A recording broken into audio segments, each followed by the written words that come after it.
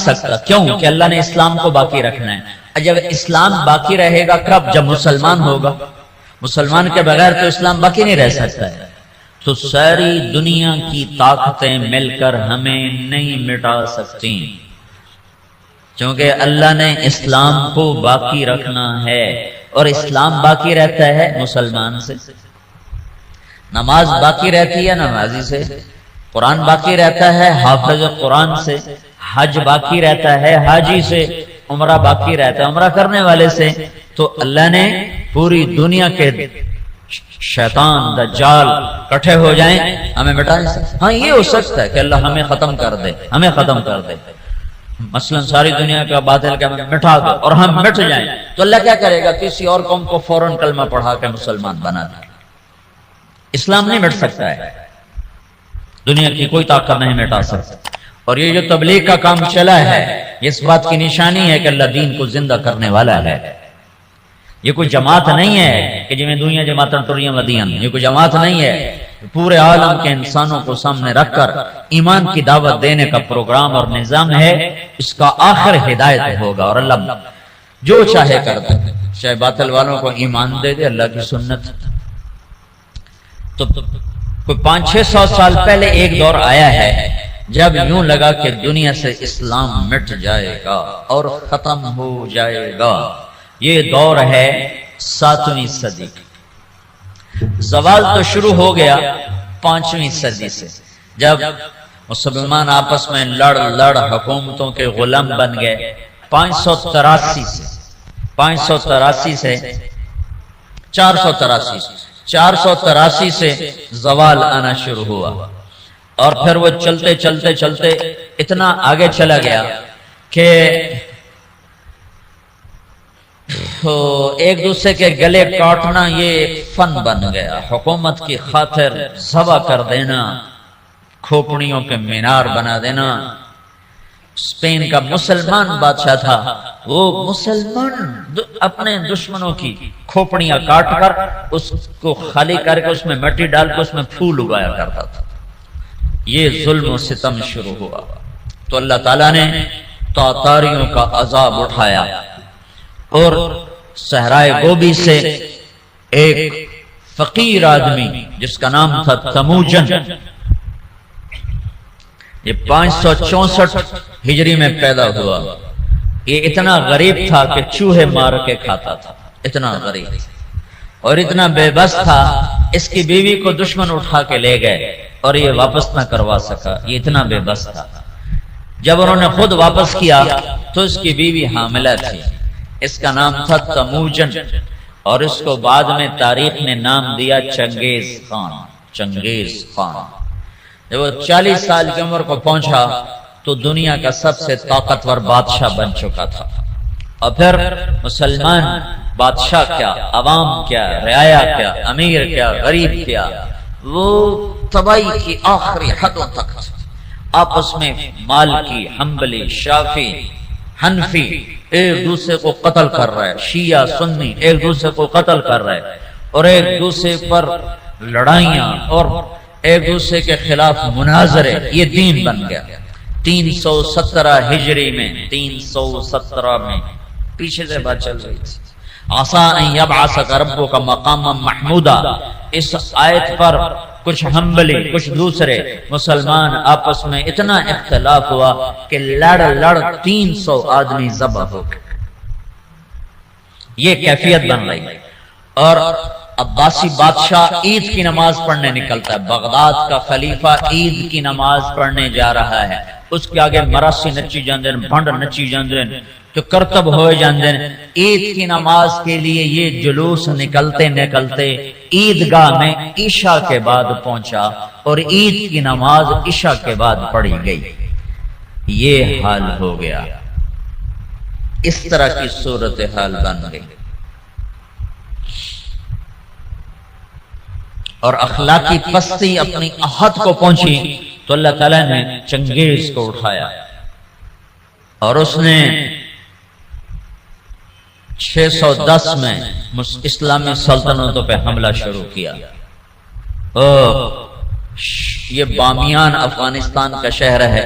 یہاں اس کا ایک بیٹا چغتائی اس کا بیٹا قتل ہو گیا، یعنی اس کا پوتا قتل ہوا۔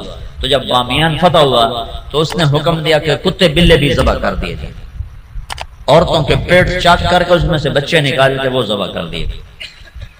ایک انسان تو انسان ہے، جانور گائے بھینس کی ذبح کر دی تو ایک عذاب بن کے نکلا کہ مسلمان آپس میں لڑ عقل ہی نہیں آ رہی تھی ان کو کہ ہماری تباہی کے بادل چھائے ہوئے ہیں، اور وہ ایک دوسرے کو گلے کاٹنے پر اس پر ہی جی میں آج ہویا جانا۔ جب قومیں سوتی ہیں تو پھر ڈھول انہیں نہیں اٹھاتے، دھماکے انہیں نہیں اٹھاتے، پھر موت ہی انہیں اٹھاتی۔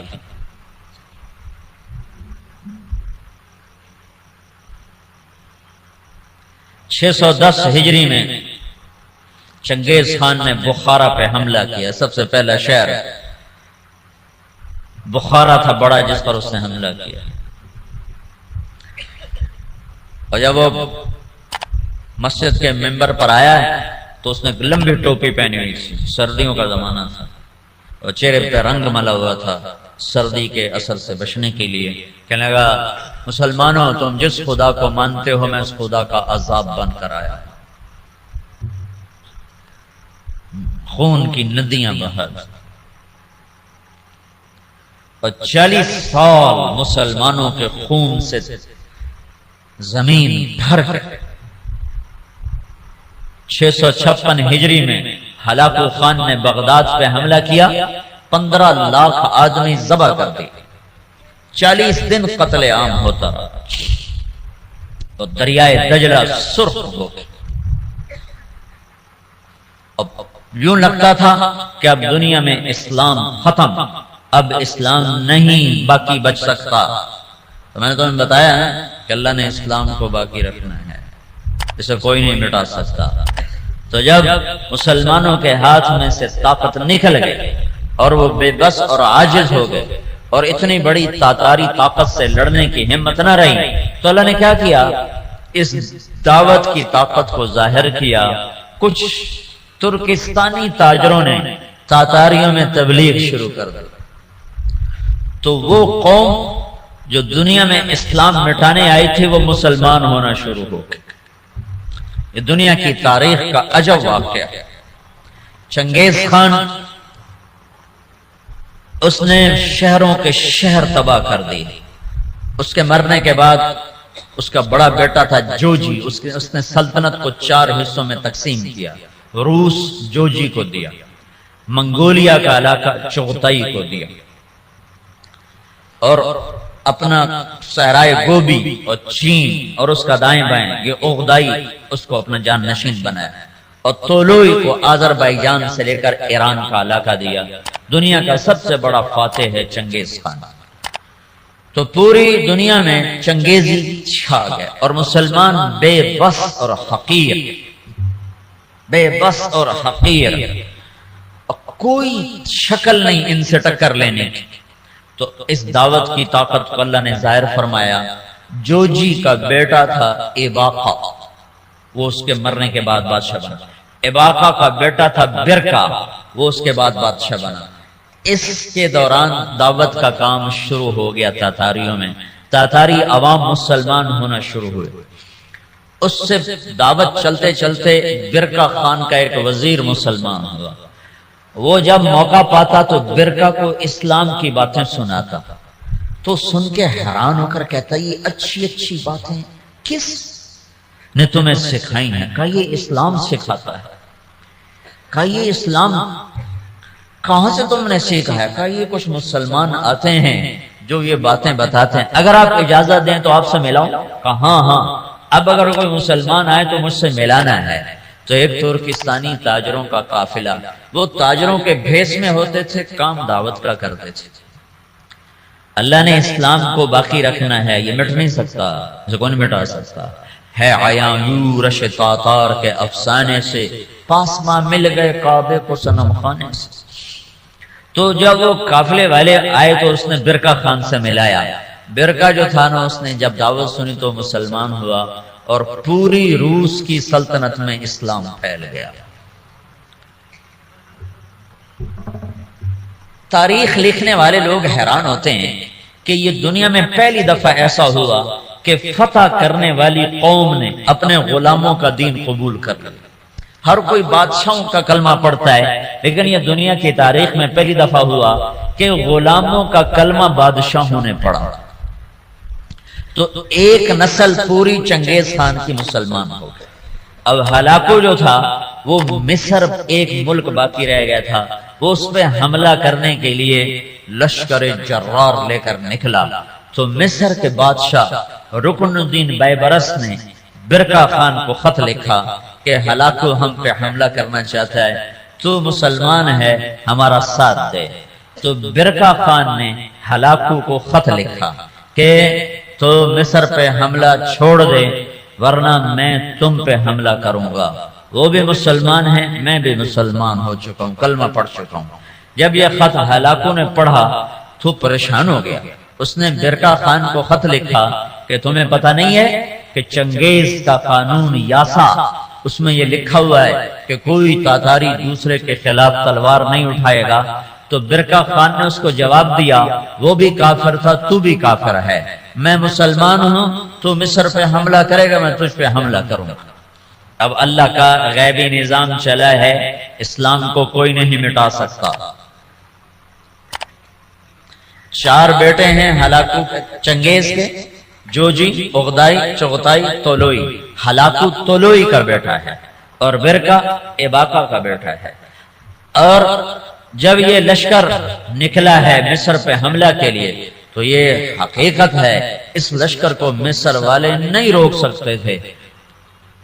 تاتاری کے سامنے آ گئے اور پہلی دفعہ 50 سال کے بعد تلوار تاتاریوں کی آپس میں ٹکرائی، اور اس کے پیچھے چند غیر معلوم مسلمان تبلیغ والے ہیں جن کو تاریخ نے محفوظ نہیں کیا، نام تک بھی نہیں محفوظ کیے، لیکن چند لوگ تھے جنہوں نے اللہ کی بات سنا بادشاہوں تک پہنچائی۔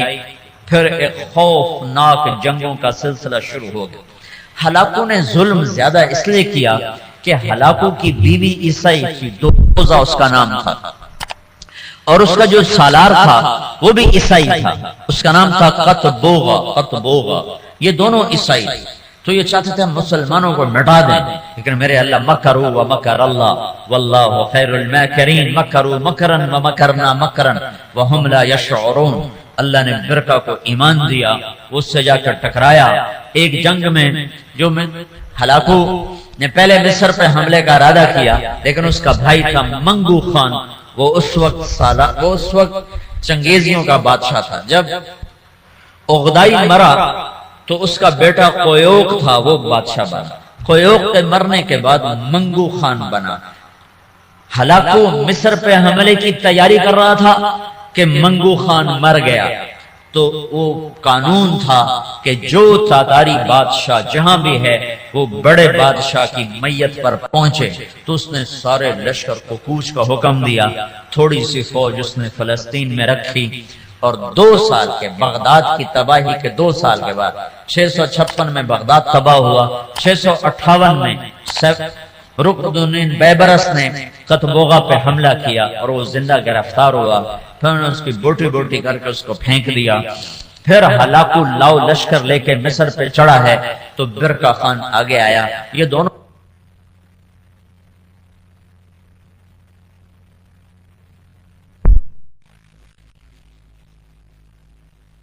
کا بیٹا تقودار وہ بادشاہ بنا، ہلاکو کا بیٹا بادشاہ بنا، وہ مرا، اس کا پوتا ارغوان وہ بادشاہ بنا تو وہ عیسائی ہو گیا۔ اس نے اپنا نام رکھا نکوپولس، لیکن تھوڑے دنوں کے بعد کہنے ترائے خدا کیا چکر ہے، ترائے خدا، عیسائیوں کے 3 خدا ہوتے ہیں، کہ ترائے خدا بھی ہویا جو میرا خدا تھا ہی کوئی ہوندا ہے۔ تو وہ مسلمان ہو گیا اور اس نے اپنا نام احمد رکھا۔ احمد وہ ہلاکو جس نے کہا تھا دنیا سے اسلام مٹا دوں گا، اس کا پوتا لا الہ الا اللہ کے نعرے لگا رہا تھا۔ اس کے پیچھے کوئی تلوار نہیں ہے، تلوار تو مسلمانوں دے ہاتھ اجرائی کوئی نہیں گئی، زنگ لگ گیا تھا تلواروں کو۔ زوال شدہ قومیں کہاں لڑ سکتی ہیں؟ تو اللہ نے کیا کیا؟ اسلام کو باقی رکھنا ہے تو جس قوم میں طاقت ہے انہوں نے کوئی کلمہ پڑھا دی، تو اب برکا خان کی اولاد مسلمان یعنی جوجی کی اولاد مسلمان ہو گئی، اور ادھر طولوئی کی اولاد مسلمان ہو گئی، ادھر چوتھا ہی رہ گیا جو منگولیا کا بادشاہ بنا تھا، اس کا پڑپوتا تیمور تغلق، وہ مولانا جلال الدین رحمت اللہ علیہ ایک بڑے عالم ہیں، ان سے اس کی ملاقات ہوتی، وہ اس کو ایمان کی دعوت دیتے ہیں، وہ ان سے متاثر ہوتا ہے، ان سے کہتا ہے کہ ابھی تو میں ولی العہد ہوں، جب میں بادشاہ بن جاؤں پھر میرے پاس آنا، پھر میں تمہاری بات سنوں۔ اس کے بادشاہ بننے سے پہلے جلال الدین کا انتقال ہو گیا، انہوں نے اپنے بیٹے رشید الدین سے فرمایا کہ بیٹا جب تیمور تغلق بادشاہ بنے تو اس کو جا کے ایمان کی دعوت دینا اور بتانا کہ میرے باپ جلال الدین نے تم سے بات کی تھی تو تم نے وعدہ کیا تھا۔ جلال الدین کے انتقال کے بعد تیمور تغلق بادشاہ بنا تو رشید الدین رحمت اللہ علیہ اس کے دربار میں پہنچے، بڑی مشکل سے اس تک رسائی ہوئی اور اس کو ایمان کی جب دعوت دی تو اس نے کلمہ پڑھا۔ اس تک 4 وزیر تھے، اس نے ان کو بلایا، ان کو اسلام کی دعوت دی، انہوں نے بھی کلمہ پڑھا۔ اس کا سالار تھا سپہ سالار، اس نے اس کو بلایا، کہا اس کو ایمان کی دعوت دی، تو اس کے سپہ سالار نے کہا کہ میں تو ایک شرط لگاتا ہوں کہ یہ میرے غلام سے کشتی کرے، اگر اس کو گرا دے تو پھر میں مسلمان ہوتا ہوں ورنہ نہیں۔ اس کے غلام کا نام تھا جراش۔ وہ کیسا غلام تھا؟ وہ 5 سال کا جوان اونٹ بیٹھا ہوا اس کو دونوں ہاتھوں پہ یوں اٹھا لیتے تھے، ساڑھے کو بستر نہیں چاہے جاتا، سلیپنگ بیگ تو پورا اٹھا ہی چالیں گا ایڈی بلان۔ تو بادشاہ نے کہا تیمور نے کہ یہ کیا بات ہوئی، تیرا غلام ہاتھی اے شدہ چڑی ورگا اے کشتی کے ہی